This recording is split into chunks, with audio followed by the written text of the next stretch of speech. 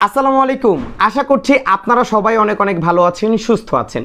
Tecno Spark 10 pro এই স্মার্টফোনটি কিন্তু নিঃসন্দেহে একটি হট ডিভাইস ছিল এবং তারপরে পরই তারা লঞ্চ করতে যাচ্ছে টেকনো স্পার্ক 10C। এই স্মার্টফোনটি দুটি ভেরিয়েন্টে আপনি পেয়ে যাবেন, 4GB 128GB যার প্রাইস হচ্ছে 11,990 টাকা এবং 8GB 128GB যার প্রাইস হচ্ছে 13,490 টাকা। ভাবতে পারছেন যে এই প্রাইস পয়েন্টে 8GB র্যাম। হ্যাঁ, আজকে আমরা এই হট স্মার্টফোন নিয়ে আলোচনা করব, জানাবো স্মার্টফোনটি ভালো এবং খারাপ দিক এবং স্মার্টফোনটি আপনার জন্য কেমন হবে সেটাও জানতে পারবেন। সো কথা বাড়াতে চাচ্ছি না, আপনারা দেখছেন আপনাদের প্রিয় channel JK tech BD YouTube channel. আজকের ভিডিওটি স্পন্সর করেছে সরকার টেলিকম, টেকনোর অফিসিয়াল ব্র্যান্ড শপ। তাদের কাছ থেকে চাইলে টেকনোর সকল স্মার্টফোন পারচেস করতে পারবেন আকর্ষণীয় মূল্য ছাড়ে। এই ভিডিওর ডেসক্রিপশন বক্সে তাদের ফেসবুকের পেজ দেওয়া আছে এবং বিস্তারিত সকল কিছু দেওয়া রয়েছে, চাইলে কল করে সকল ইনফরমেশন জেনে নিতে পারেন। ভিউয়ার্স, এই স্মার্টফোনটির কোনো বক্স আমরা হাতে পাইনি, এই জন্য বক্স কন্টেন্টে কী কী আছে সেটা দেখাতে পারছি না। তবে প্রতিটি স্মার্টফোনের বক্সে যা যা থাকে, তারা যা যা প্রোভাইড করে সব কিছুই পেয়ে যাবেন এই স্মার্টফোনটির বক্সে।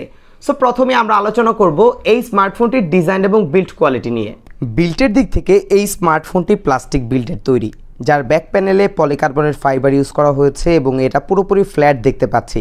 তবে এটার দুটি কালার রয়েছে এবং দুটি কালারই প্রচুর গ্লসি, যার ফলে স্মার্টফোনটিতে ফিঙ্গারপ্রিন্টের ছাপ পড়ে যাওয়ার সম্ভাবনা রয়েছে। এছাড়াও স্ক্র্যাচ থেকে বাঁচাতে অবশ্যই স্মার্টফোনটিতে একটি ব্যাক কভার অথবা পলি প্রোটেক্টর ইউজ করবেন।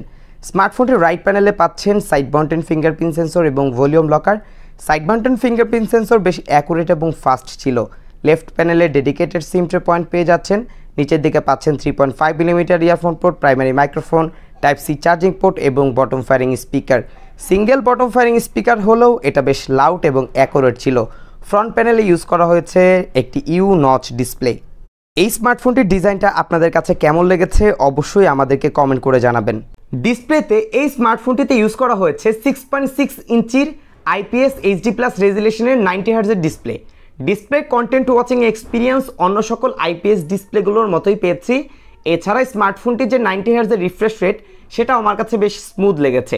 টাচ রেসপন্স নিয়ে কোনো প্রকার লেটেন্সি স্মার্টফোনটিতে দেখতে পাইনি, বেশ ভালো টাচ রেসপন্স পাচ্ছিলাম এবং মাল্টিটাচেও বেশ ভালোই কাজ করছিল। এই প্রাইস পয়েন্টে স্মার্টফোনটি 90 হার্জ, এটা অ্যাপ্রিসিয়েট করার মতো ছিল। পারফরমেন্স, এই স্মার্টফোনটি আপনারা দুটি ভেরিয়েন্টে পেয়ে যাবেন, 4GB 128GB এবং 8GB 128GB। Android version use করা হয়েছে অ্যান্ড্রয়েড 12 এবং এখানে প্রসেসর হিসেবে ইউজ করা হয়েছে ইউনি অ্যাসোসি টাইগার 606 প্রসেসর। যদি র্যাম ম্যানেজমেন্টের কথা বলি, আমার কাছে যেহেতু এটার 8GB 128GB র্যাম রম ভেরিয়েন্টের স্মার্টফোনটি রয়েছে, আমি ইজিলি 7 থেকে 8টি অ্যাপ ইউজ করছিলাম, অ্যাপ সুইচিং করেও ইউজ করছিলাম। কোনো ধরনের ল্যাগ স্টার্টারিং দেখতে পাইনি এবং অ্যাপ ওপেনিংও আমার কাছে বেশ ফাস্ট মনে হয়েছে। স্মার্টফোনটির মধ্যে যে প্রসেসর ইউজ করা হয়েছে, আপনার ডে টু ডে লাইফের যে কাজগুলো আছে সেগুলো আপনি চালিয়ে নিতে পারবেন। তবে হেভি মাল্টিমিডিয়া ইউজিং সহ আর অফিস ওয়ার্কের যে কাজগুলো রয়েছে, পাশাপাশি যারা গেম খেলতে চান সেই ক্ষেত্রে আরেকটু বেটার প্রসেসর প্রয়োজন রয়েছে। বিশেষ করে এখানে যদি 610 অথবা 612 ইউজ করা হতো তাহলে কিন্তু আরও বেটার গেমিং এক্সপিরিয়েন্স সহ আরও ইউজিং এক্সপিরিয়েন্সও বেটার হতো। তবে প্রাইস পয়েন্টের দিকেও লক্ষ্য রাখতে হবে, এই প্রাইস অনুযায়ী এটাকে অ্যাভারেজ বলা যাচ্ছে। তবে এই প্রাইস পয়েন্টে এখানে আমরা অ্যান্ড্রয়েড 13 আশা করেছিলাম। ক্যামেরা, এই স্মার্টফোনটির রিয়ার প্যানেলে ডুয়াল ক্যামেরা দেওয়া হচ্ছে, যার মেইন ক্যামেরা 16 মেগাপিক্সেল। এছাড়াও আরও একটি সেন্সর রয়েছে। ফ্রন্ট সেলফি ক্যামেরা ইউজ করা হয়েছে 8 মেগাপিক্সেল।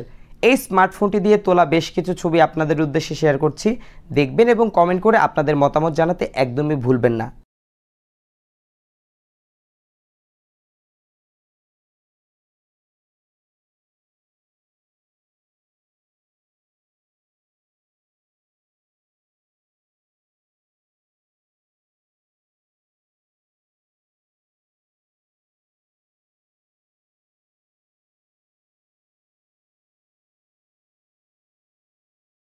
ব্যাটারি ক্ষেত্রে এই স্মার্টফোনটিতে আমরা পাচ্ছি 5000 mAh এর ব্যাটারি।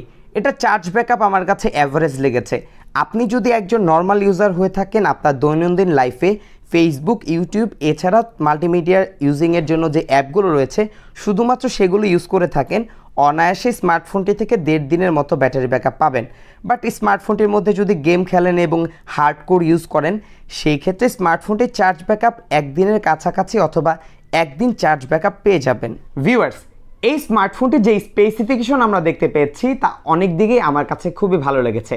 বিশেষ করে স্মার্টফোনটি প্রাইস অনুযায়ী র্যাম রম, অনেকেই আছেন যাদের কাছে র্যাম ব্যাপারটা অনেক বেশি প্রয়োজন হয়, সো তাদের ক্রাইটেরিয়া পূরণ করতে পারবে আশা করছি প্রাইস অনুযায়ী।